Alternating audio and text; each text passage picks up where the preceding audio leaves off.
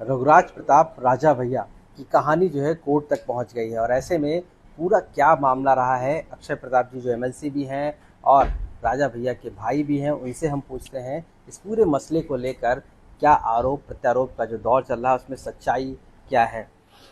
अक्षय जी, जिस तरीके से ये पूरा मामला शुरू हुआ, आखिर वजह क्या थी जो तलाक तक ये बातें पहुंच गई हैं और लगातार जो है अब और भी आरोप आगे आ गए हैं इसमें। देखिए, तलाक आदरणीय राजा भैया ने 29 शादी के 29 साल बाद दाखिल किया है। और तलाक आदमी ऐसे नहीं देता, कुछ ना कुछ कारण होता है। जब सर के ऊपर पानी जाता है तभी आदमी ऐसी स्थिति 29 साल की उम्र में तो तभी देखे जब, और बच्चे जब बालिग हो गए, जब बच्चे बालिग हो गए तब उन्होंने दिया। घर में उनकी ऐसी हरकतें थी। इतना समय 29 साल लग गया, क्या वजह थी क्या? हमने कहा ना कि उन्होंने बहुत धैर्य का परिचय दिया। धैर्य का परिचय देते हुए फेस करते रहे। फेस करते हुए जब बच्चे बड़े हो गए, जब बालिग हो गए, बच्चे अपनी अपनी जगह पे हो गए, कॉलेज में चले गए, तब उन्होंने ये स्टेप लिया कि जो है। और जो उन्होंने आरोप लगाए हैं, जहाँ तक तो आरोप तो उनके निराधार है। क्योंकि राजा भैया ने जब दाखिल किया उसके बाद कोर्ट ने 2 बार उनको नोटिस दिया। उसमें 4-5 महीने के समय, 3-4 महीने का समय रहा। उसके बाद जब तीसरी नोटिस उनको गई तब उन्होंने जवाब दिया। जब कोई जवाब सोच समझ के दिया जाता है तो उसको ये माना जाता है कि प्लान बी पे दिया जा रहा है। और कोई महिला कोई जो है कुछ भी हो जाए अपनी सगी बहन पे आरोप नहीं लगाएगी, जिस तरीके से उन्होंने अपनी सगी बहन पे आरोप लगाए हैं। किस चीज़ का आरोप? अरे, संबंधों का आरोप लगाया है उन्होंने। अभी आप जब एक निजी चैनल में कल न्यूज में हमने देखा जी। तब हमको पता चला कि सगी बहन पे उन्होंने आरोप लगाया ना। और सगी बहन पे सगी बहन लगाए आरोप तो आप समझ सकते हैं क्या स्थिति होगी ना। उनके घर में 4 बहनें हैं। 4 बहनों में 2 का तलाक हो चुका है, तीसरी का चल रहा है। तो मानसिक बीमारी का वो है। उनकी जो दादी नानी थी उनको भी मानसिक बीमारी थी, उनके फादर को भी। और उनकी बड़ी बड़ी बहन का इसी ग्राउंड पे ही तलाक हुआ है। ओके। इसी ग्राउंड पे उन मानसिक बीमारी की वजह से ही तलाक, उनका मानसिक इलाज भी चला है, मानसिक बीमार भी थी, इस वजह से उनको भी मानसिक प्रॉब्लम है। तब ये स्थिति आई। जब जो कह रहे हैं कि साहब तलाक नहीं देंगे, तलाक नहीं देंगे तो उस घर को गंदा क्यों कर रही है? उस घर का एक अपना पहचान रही है, उस परिवार की एक अपनी पहचान रही है। हमने बताया पहले भी जैसा कि भैया के फादर 14-18 साल की उम्र में उन्होंने कांग्रेस ज्वाइन किया था और सबसे पहले विदेशी कपड़ों की जलाया था बद्री में।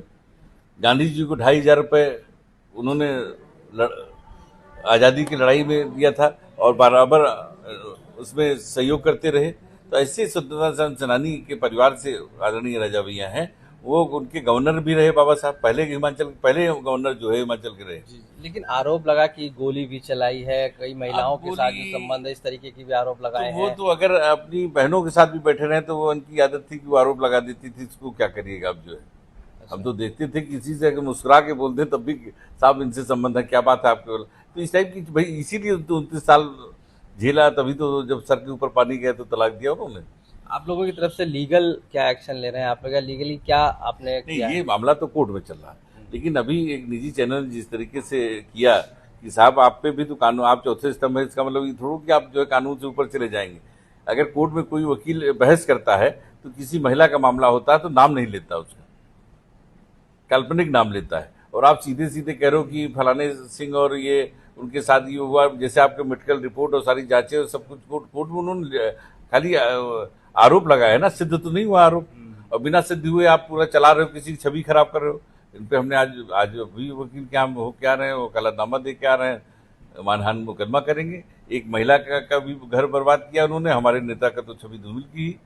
लेकिन आपकी तरफ से जो मांगा जा रहा है एक तरीके से डाइवोर्स की जो फाइल है, लेकिन वो तो मना किया जा रहा है कि डाइवोर्स नहीं दिया जाएगा। और ऐसे देखिए, में फिर ऐसा है, कैसे? हमने आपसे पहले भी कहा कि इन्होंने लिख के एक मुकदमा हमारे ऊपर उन्होंने कर रखा है कंपनी के ऊपर। तो कंपनी के मुकदमे में उन्होंने दिखाया कि राजा भैया के साथ 7 साल से साथ नहीं रहती है। और कोर्ट मानती है 2 साल अगर कोई व्यक्ति अपनी 2-3 साल अगर पति के साथ नहीं रह रहा है तो उसको माना जाता है कि तलाक के रूप में माना जाता है। ऐसी स्थिति में जब 5-6 साल से साथ नहीं रह रही तो उस राउंड को लेके हम लोग जब साथ ही नहीं रहे तो राजा भैया ने कहा हम लोग लीगली अलग हो जाते हैं। एक सवाल और था अक्षय जी कि आप पर भी कई आरोप लगा दिए थे और कहीं ना कहीं बीच में दरार पैदा हो गई थी अक्षय आपके और राजा भैया के नहीं, बीच। हमारे और राजा भैया में कभी दरार नहीं पैदा हुई। जी। ये गलत बात है। और उनके आरोप लगाने से हमारे संबंध, हमने कहा 3 पुरुष की हमारी दोस्ती जो है इतनी कमजोर नहीं है कि उनके आरोप लगाने से कहीं गड़बड़ हो सकती है। वो क्यों आरोप लगाए थे, क्या वजह थी? अब क्योंकि ऐसा है कि उनका तो कोई सगा है नहीं, उनका तो सगा होते भी सगा नहीं है।